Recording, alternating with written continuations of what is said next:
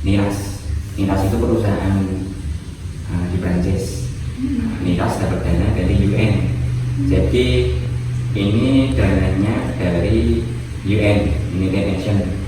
Nah, kenapa kita terimanya? Karena di situ juga ada, nanti kan setelah kita berhasil, kita bisa sharing atau menjual produk kita.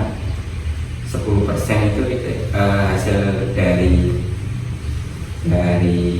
spirulina ini, itu nanti masuknya balik lagi ke UN dan dipakai untuk konservasi alam. Salah satunya yang memang awal ini kan untuk konservasi dugong. Nah, kalau UN sendiri kan mendanai di Indonesia banyak. Nah, salah satunya ya dugong, penyu, terus sama kemungkinan juga bisa ke penghijauan. Nah, basic kita kan awalnya memang LSM lingkungan hidup, kita sering melakukan penanaman, terus ditawari ini. Ini ada 2 lokasi di Sulawesi Utara, di Manado, Tarakan, sama di Yogyakarta. Kalau di Yogyakarta sendiri kan kita fokus di penjualan produk, enggak hanya produk keringnya. Kalau yang kelompok yang kemarin itu dia mau fresh spirulina, jadi spirulina segar.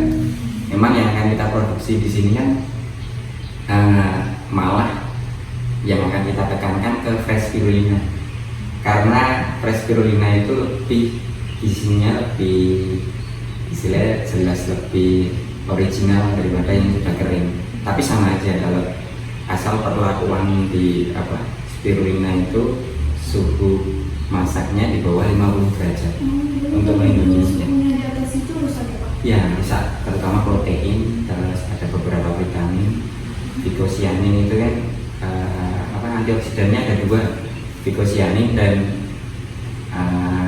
klorofil. Yang hijau ini adalah zat klorofilnya yang kelihatan kasat mata. Tapi kalau kita sadar ini ada agak kebiru-biruan. Nah, itu yang vicosianinnya harus kita ekstrak. Cara pengekstrakannya memang belum ada pelatihan, tapi tekniknya sudah ada informasi. Jadi kalau ekstraknya itu kayak mesin manual gitu Pak, nggak pakai bantuan alat? Pakai bantuan mesin pendingin. Spirulina lebih aman ketika kita dinginkan, karena memang nggak merusak sel atau vitamin. Kalau yang mau ditanyakan tentang spirulina, tentang ini? Kita tuh mau bikin makanan Yes. makanan, cuman kita tambahin spirulina. Rencananya mau bikin snack bar. Berarti kalau misalkan pakainya spirulina yang sudah kering ya Pak? Iya, betul. Nah, berarti nanti kita cara pengolahannya itu harus di bawah suhu 50 derajat untuk nggak merusak yang ada di spirulina, kandungan yang ada di Ya, spirulina. kandungan, terutama kandungan, karena emang spirulina itu kandungannya yang paling bagus buat anak di masa pertumbuhan sama ibu-ibu hamil. Karena kan ada zat besinya, ada vitamin B-nya komplit, folatnya itu ada juga. Tapi saya kurang istilahnya nggak begitu hafal karena memang sepintas, karena memang basic saya juga teknik ya. Ya, kalau nanti kan memang di sini yang bantuin kan anak-anak biologi, rata-rata anak biologi. Jadi sini buka magang gitu ya Pak? Iya, dari biologi kita udah ada MOU, tinggal penandatanganan dengan UGM sama Universitas Pancasila, komunikasi, dia mau marketingnya kan. Nah, tujuan utamanya yang Universitas Pancasila Jakarta itu mau mengatasi masalah stunting yang ada di Indonesia Timur. Nah, kalau itu kan kita sarankan yang fresh nanti. Kalau yang tepung kita nanti jadi produksi dari Tarabidan, Sulawesi Utara itu nanti kan dikirim ke Jogja, karena kan kita memang sebenarnya untuk marketing. Tapi kan kemarin karena marketing kalau hanya produknya tok itu kurang menarik, makanya di sini juga dibikin farmnya. tapi hanya kecil, lebih kecil dari tarabitan. Tarabitan itu 4 kalinya sini. Ya untuk kolamnya, tapi kalau untuk bangunan kantornya sama. Nah kalau kering nanti ada beberapa yang sudah direkomendasikan sama teman-teman untuk bikin produk. Salah satunya nanti yang akan kita sasar anak-anak, kita sudah mengerucut ke nori dari spirulina. Itu mungkin nggak perlu suhu tinggi juga kalau untuk bikin nori itu, tapi ya ini baru lihat dari tutorial, kita belum merekrut atau belum menghubungi ahli nutrisi, karena mungkin di bulan ini kita masih ada 2 pelatihan. Yang pertama, yang satu itu pelatihan nutrisi, kita akan undang ahli nutrisi, mungkin kita akan larinya ke nori itu, karena yang paling disukai anak-anak nori, dan yang kita sasar sebenarnya utamanya adalah anak-anak. Kalau ibu hamil kan nanti bisa macam-macam, bisa sebenarnya kan dari spirulina ini yang fresh itu bisa dibikin coklat spirulina, dicampur selai spirulina. Terus kalau kita istilahnya mau, kita makan langsung dari spirulina mentah. Kita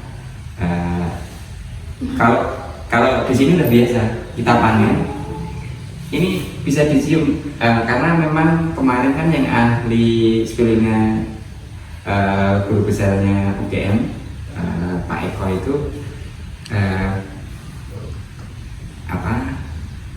sudah ngecek ini spirulina di sini enggak amis, dan ketika kita panen barang-barang itu ada beberapa istilah kan yang waktu datang ke sini itu langsung mencoba, dan kita udah biasa kalau makan spirulina dari hasil panenan langsung.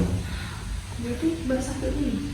Enggak, ini kan ini baru ini ngasih kultur media sama spirulinanya. Nanti kalau sudah kita panen, kita kurang meja panennya. Nah, jadi prosesnya itu dari kolam dipompa masuk ke meja panen. Dari meja panen itu nanti kita cuci sama kayak beras. Nah, dikhususin. Bentuknya tuh kayak gimana sih Pak? Pasta. Itu berarti dari Kayak keju kalau sudah dipres. Kalau prosesnya pemanenan itu kayak gimana ya Pak? Kan kalau misalnya alga yang lain yang Yeah. saya tahu itu tuh nanti dicampur saus dulu untuk penggumpalan, terus nanti disaring, difilter gitu. Nah kalau untuk spirulina sendiri itu prosesnya kayak gimana ya Pak? Ada ya, sebenarnya kan kita kan ada 2 produk nih, spirulina kering yang tadi powder atau pasta itu nanti jadinya kering, terus yang satu lagi fresh spirulina. Fresh spirulina itu memang kelemahannya dia hanya tahan 2 hari di suhu yang bukan kulkas itu showcase gitu. Tapi yang paling bagus memang kita freezer dulu, masukin freezer, setelah itu kita kasih di showcase kayak es krim. Nah, karena produknya Prancis sudah kan Niras kan juga kan perusahaan di Prancis. Kebetulan mentor kita juga dari Prancis, atasan saya itu dari Prancis semua. Prancis sudah membuat es krim spirulina. Ya. Dan Warnanya warna hijau. yang diambil yang vicosianinnya, yang biru kan menarik ya. Ya, bisa searching warnanya. Nah itu prosesnya hampir sama. Jadi misalnya kita mau panen, kita pompa air dari kolam, ya itu kalau aturannya hanya 1/4 dari kolam yang kita. Nah prosesnya hanya air kita pompa ke meja panen. Meja panen itu adalah saringannya itu. Nah, dan air yang setelah disaring itu akan masuk lagi ke kolam spirulina, karena itu kultur medianya itu kan balik lagi ke kolam, karena memang tidak perlu diganti. Penggantian hanya kalau ada masalah sama mungkin bisa 1-2 tahun penggantian untuk air kolamnya, karena kan payau. Nah setelah kita panen meja panen tadi kan disaring itu Setelah itu kita press untuk mendapatkan spirulina kering. Nanti kita jemur di ruang mengering.